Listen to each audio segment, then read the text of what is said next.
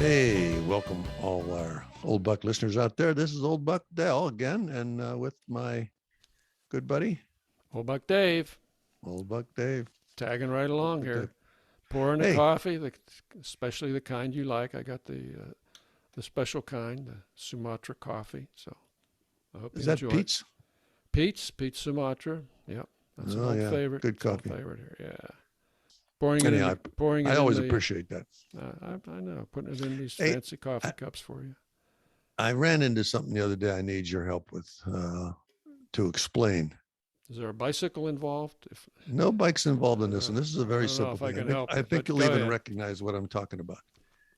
What What do they mean when they say um, these are the good pillows, or we don't want to use the good silverware, Hmm.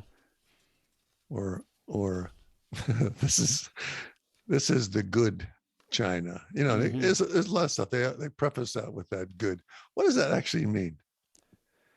That means the stuff that you bought because you felt obligated to buy it, I guess, and but you really don't want to use it until somebody Until when? Until till what? when? I Until don't know. who? Till Pee Wee Herman comes over. I don't know.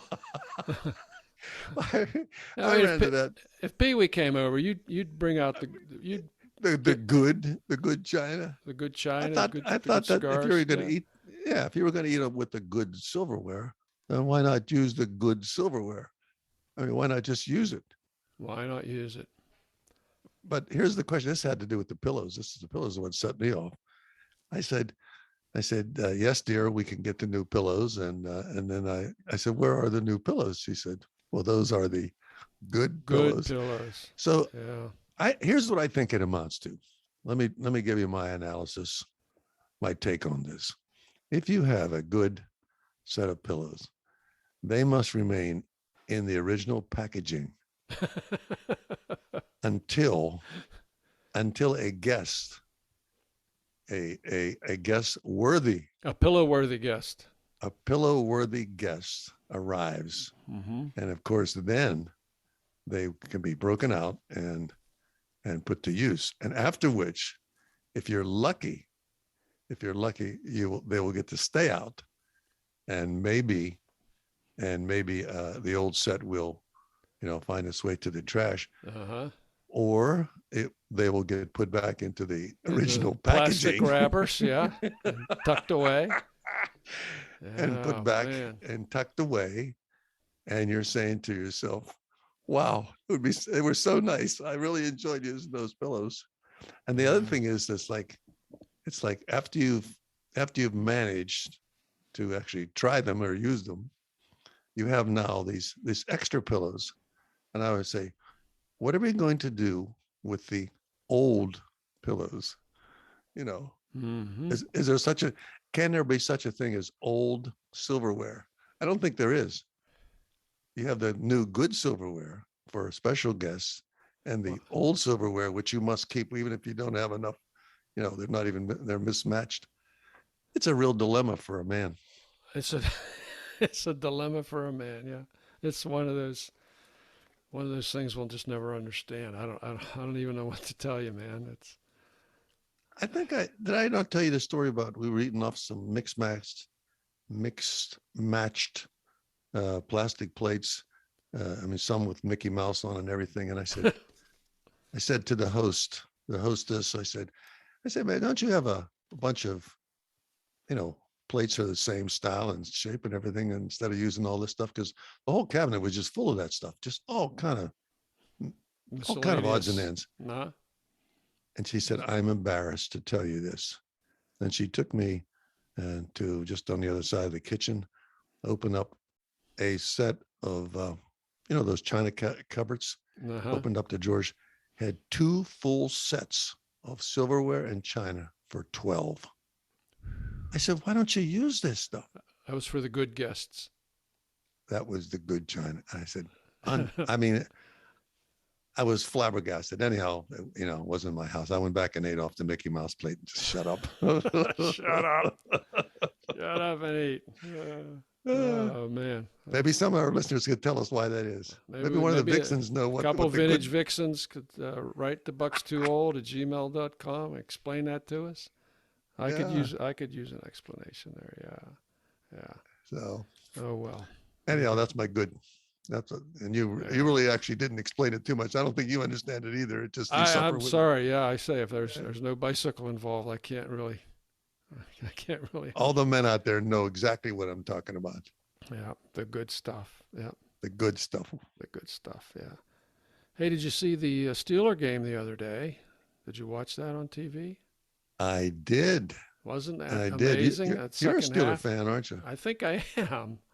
Yeah, you're a Steeler I'm a fan. fair weather fan. Yeah, yeah. For the Watched. folks around the world, that's a local American football team that that Dave is a fan. He likes to watch them.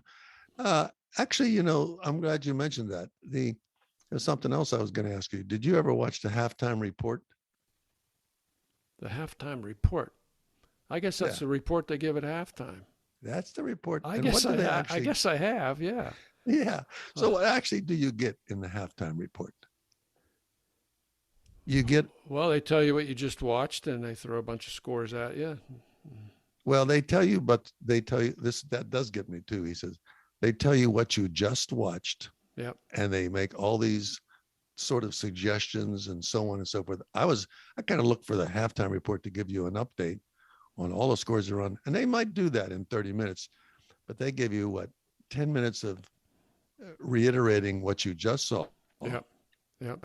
and then they give you 20 minutes of commercials, and you get maybe 5 minutes of a flash, and you have to read them real quick of the other scores. I said, halftime report. Why don't they just? We know what the score of the game was. I'm watching. We Why don't they watched. tell me something I That don't was know? that was 5 minutes ago. Yeah, I still remember Yeah. that. Believe it or not. Yeah. Yeah. I I don't don't think know. we're gonna. I don't doubt. I doubt if we'll ever change that. I think they've got a system Yeah. where it's almost like Yeah. the afternoon news. It must be working. They've got more viewers than we've got listeners. I know that. True. And tell me, Dave, if I'm not right. You're Tell right. me if Oh, you look me right in the eye and tell I me if am I'm wrong on looking. this one. Right. So you watch the evening news.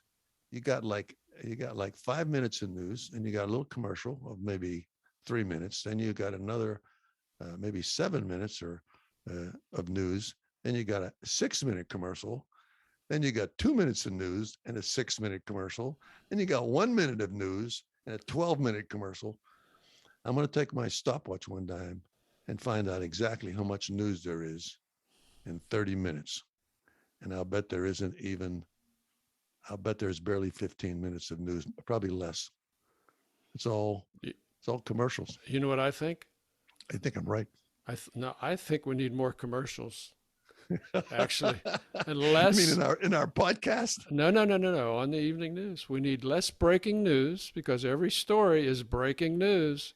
Breaking news. I read a good thing the other day where they talked about how different stories were dealt with in the U.S. news versus the news versus in the U.K. Okay, Oh yeah, it's the yeah. same event and how they covered it versus how it gets covered here. And of course, in the UK, it's these are the things that happened. A happened, B happened, C happened. Okay, moving right along. In the US, it's breaking news, breaking news. Uh, I danger, wonder how danger, many people. danger. And it gets people riled up, and it gets people mad, and it gets people polarized, and that's a problem. So that's why we need I'm more commercials and less breaking news. That's just one my view. one time.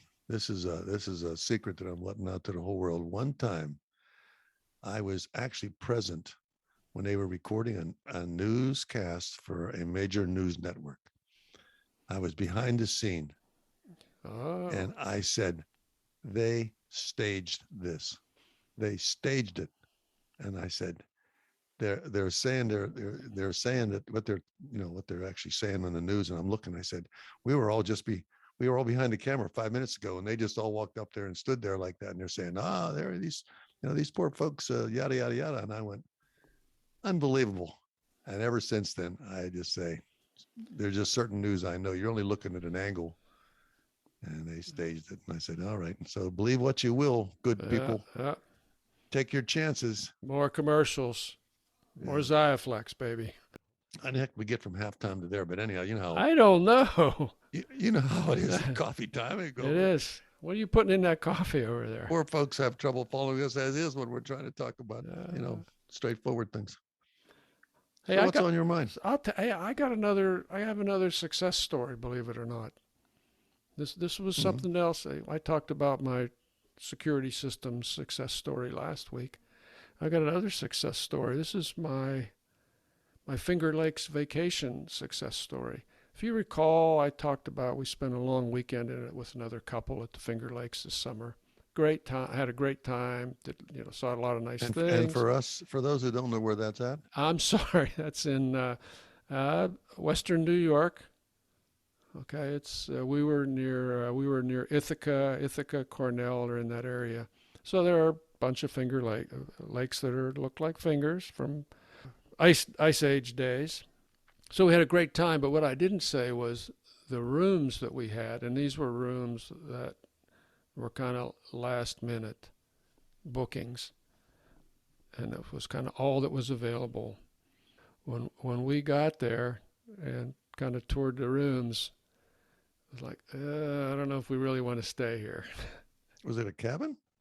Well, it was they called it like an inn. Well, the woman called it a nature preserve.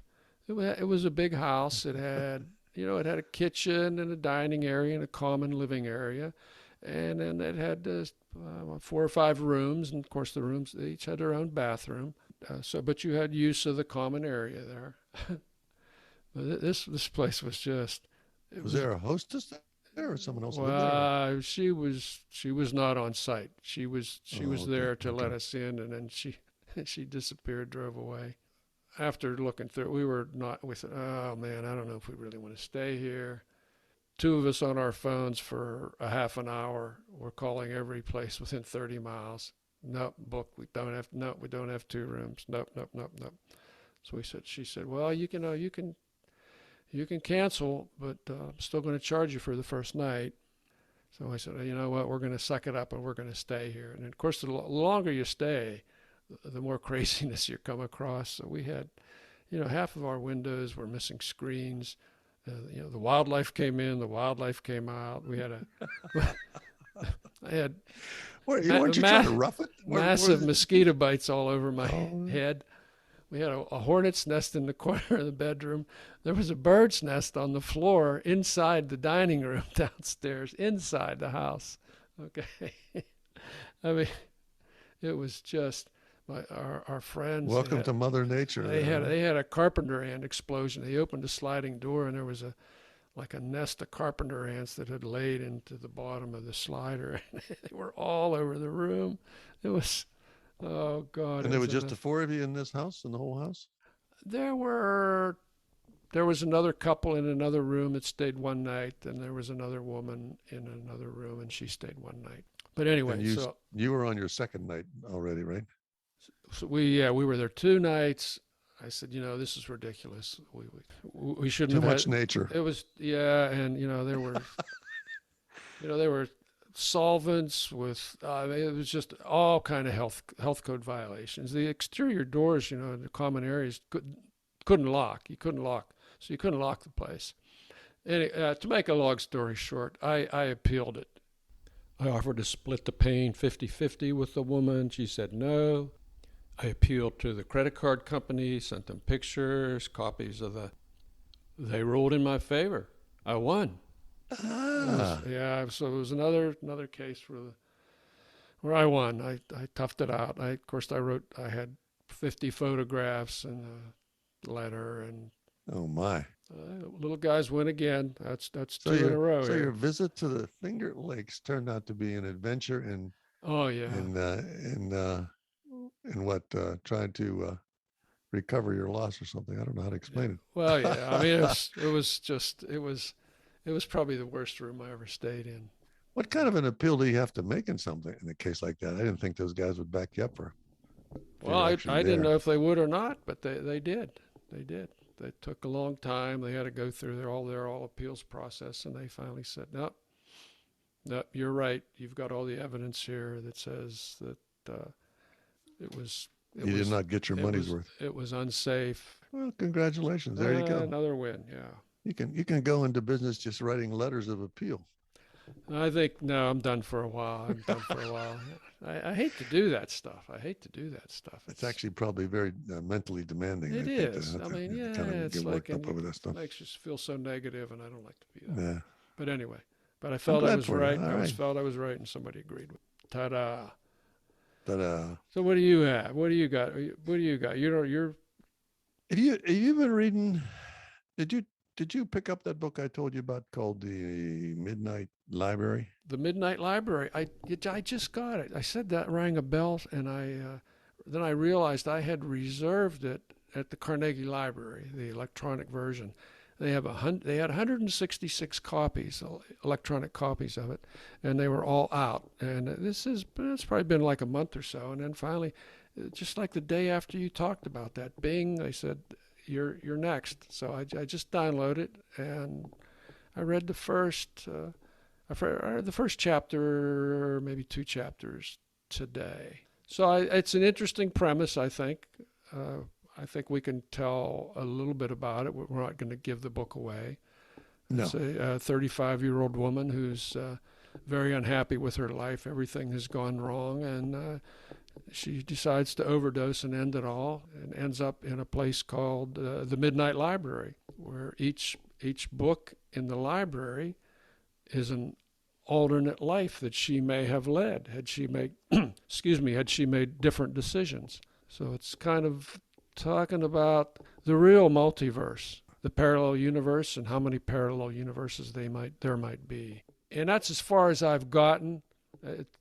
You've read more than I have. I've read more than that. I'm probably halfway through that, but Okay. what fascinated me was the premise. Of course, I thought it was uniquely thought out, and the other thing is that it's a twist and turns of life. I mean, we're living the life we ended up with all the choices we made.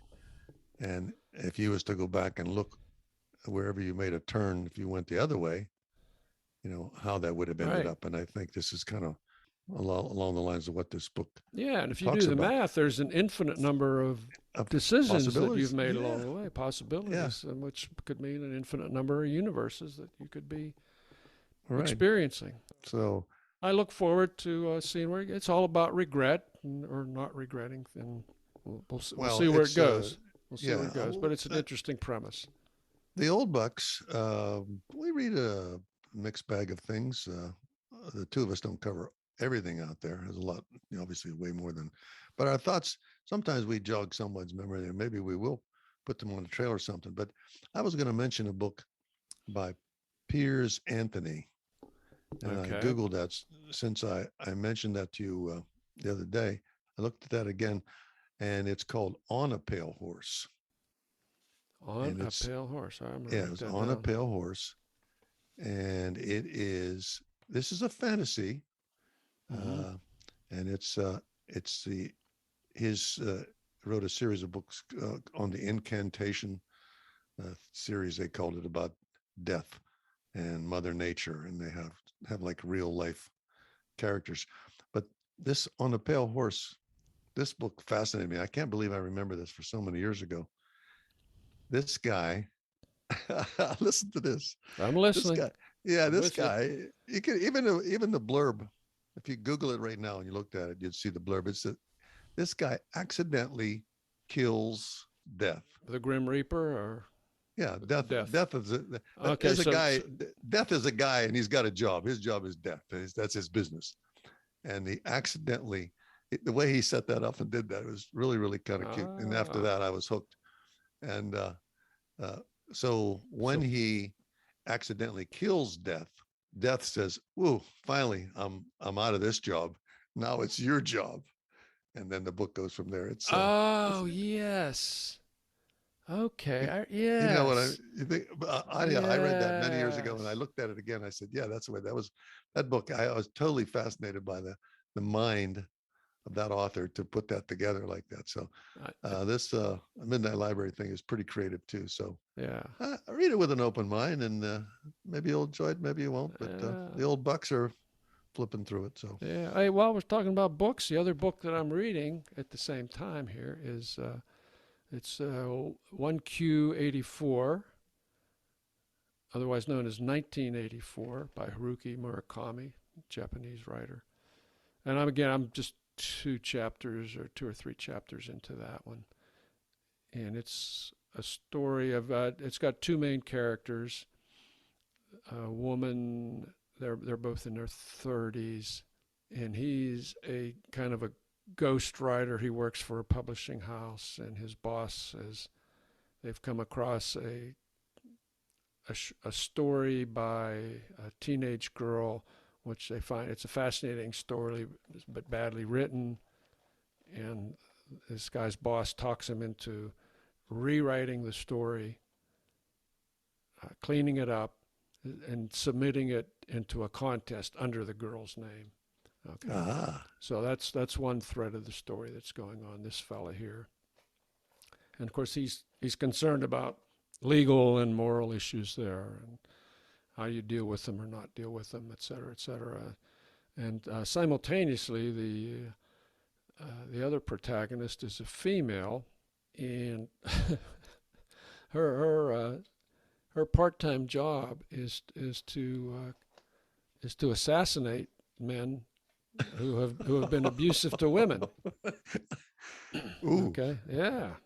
So that's kind of interesting, timely. Now, he wrote this, I don't know, probably 15 years ago, 10, 15 years ago, something like that. And so I'm not sure how it's all going to spin out here, but his stuff is always strange. It's always interesting, and I always can't understand about half of it. So I'll give you an update as we get to the end of this. It's a fat book, so I'm not sure how long it's going to take.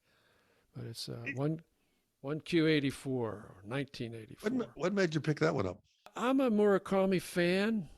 Okay. I love some of his stuff, even though I don't, as I say, some of it's just too crazy for me. He goes into fantasy worlds, but I just like the way he writes. It makes me think.